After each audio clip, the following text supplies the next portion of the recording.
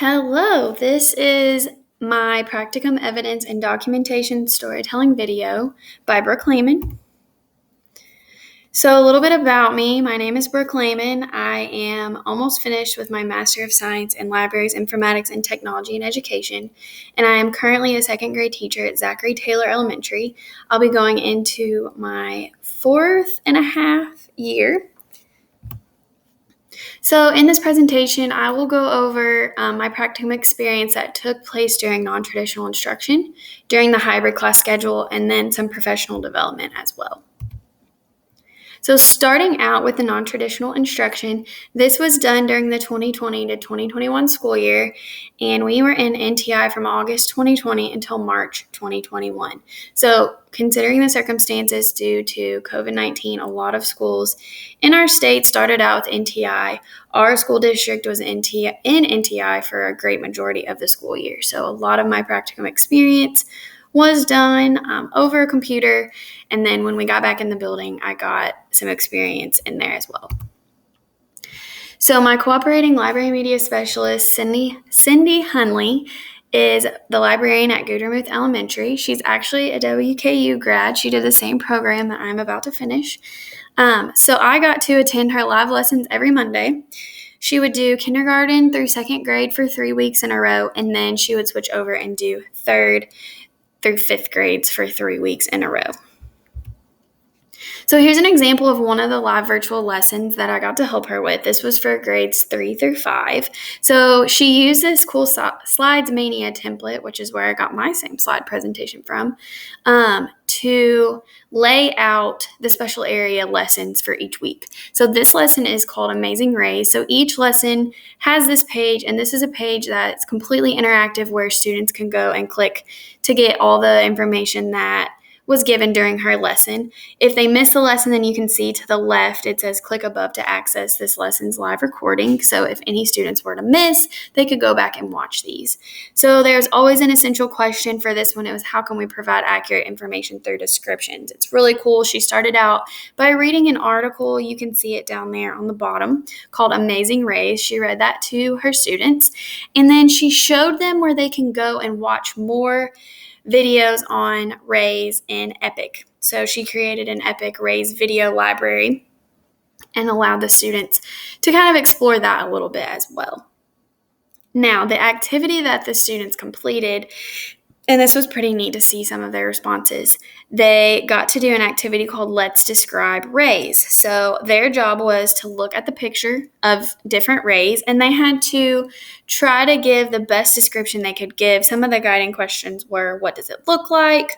Colors, size, shape. Their job was to be descriptive as possible when describing these different rays. And then she challenged them to read their descriptions to a family member or a friend to see if they can pick which ray they're talking about based on their descriptions. So all assignments were turned into the Google Classroom. This is just one example of a nonfiction lesson that she created. Now, if we go to the live virtual lesson, here's an example of one for grades K through 2. This was one of my favorite ones. The essential question was, how can we connect the letters of the alphabet and food? She started out by playing a very catchy alphabet song by Usher, and then reading a story aloud called Potluck by Anne Shelby. So after she read the Potluck story, which is a great book, by the way, you should check it out if you haven't, they did a collaborative, I guess you could call it, activity. They worked together on this particular Jamboard to come up with different foods that were their favorites that started with different letters. So it says, what foods will you bring to the potluck? So you can see this was just one of the examples that we did with our students. We see apple, burger, carrot, fries, lemon. I thought Tootsie Rolls was interesting. So that was the activity they actually did together. Now, the activity they did on their own, they got their own template through Google Docs that looked almost exactly like this, where they got to then type in their own favorite foods for each letter and turn that in. So that was a pretty cool activity that they did, a fiction activity. Another activity that she does every year with her students, and of course this year it was a little bit different, pertains to the Kentucky Bluegrass Awards virtual activity. So I was lucky to get to participate in this as well and help out with it. But she had the different books that were up for the Kentucky Bluegrass Awards, and she did 2 books a week. So for the first week, she started out with Zombies Don't Eat Veggies and No Room for a Pup. There were different Jamboard activities for each book that they did. And then at the end, after they read through all of the books, the students got to vote on their favorite books using Google Forms. Now, the essential question for this one was, how can we make decisions about our favorite books based on what the books are about? So I do have a link to see one of the activities. So here's one of the activities. It says sort the foods by placing them on the correct plates. So they had to sort the foods into vegetables and fruits. If they weren't sure what a fruit or vegetable is, there's a video down here they could watch. And then the other one pertains to No Room for a Pup. And the question for this one was, what's the best pet? So they got to go to Pebble Go using this username and password to learn about different pets they might want to have. And then they got to go to Flipgrid and actually make a presentation about which pet they chose is the best and why.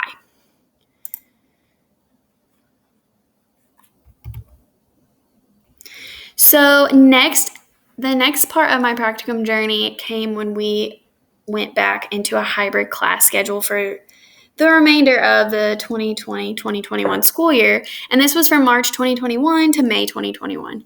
And we had 2 groups of students. We had an A group and a B group, and these were decided by last name. So for the in-person library classes that I got to help out with, these were 30-minute visits. Our school librarian would meet with classes at all grade levels once a week for 30-minute sessions. Because of COVID-19, the students couldn't actually go into the library to have library time. So the librarian taught off of a cart, and she just chose books that she thought would be best for whatever grade she was visiting, and also based on interests that she has noticed in each class. So the check out and check in would take place on the cart. The librarian would be in the classroom doing the lesson with students, and the library clerk would call students out one at a time to let them turn in books they already checked out and then check out new books. So here's one of the lessons that I got to help out with. This was a really fun lesson. So it started out with a read aloud called Windblown. This is by Edward Manso? I probably did not say that right.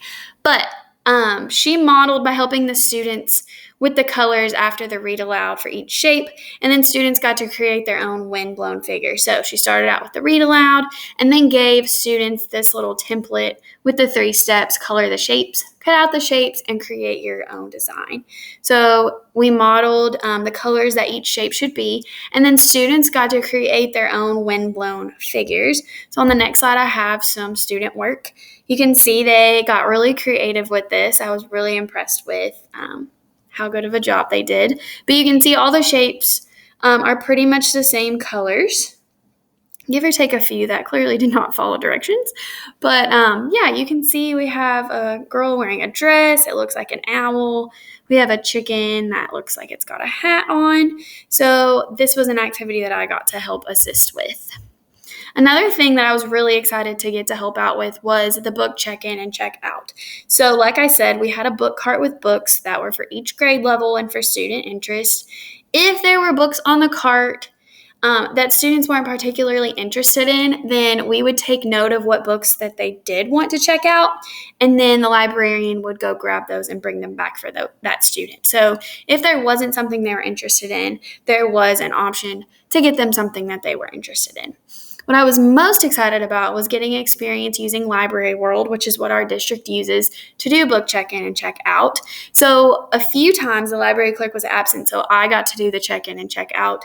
And it was really helpful to use Library World to gain more experience in that program, knowing that I will be seeking a job in Jefferson County Public Schools.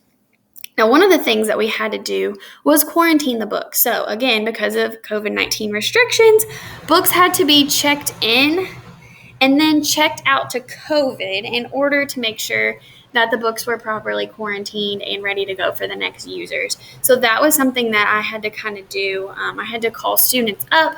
They had to sanitize their hands. I got to check their books in and then check the books out to COVID. And then I got to help them pick out new books. So one of the things that our school librarian did was had a student book giveaway. So she had found a bunch of books that had many copies.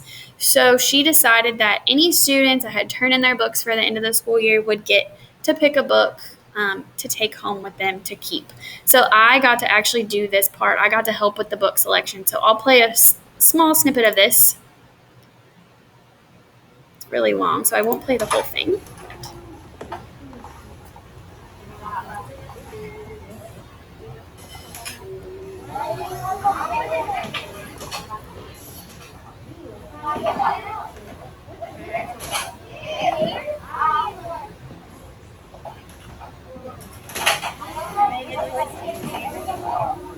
So because these are my students and I know them quite well, this was a really good experience for me to help them pick out books that I knew would be on their reading levels and also books that I know they would have interest in.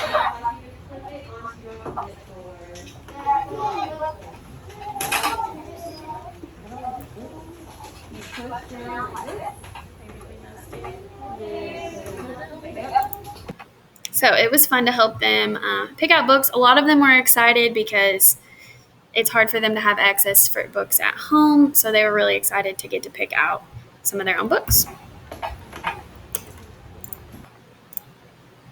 So technology check-in, this was one of the end of school year activities I got to help our school librarian do.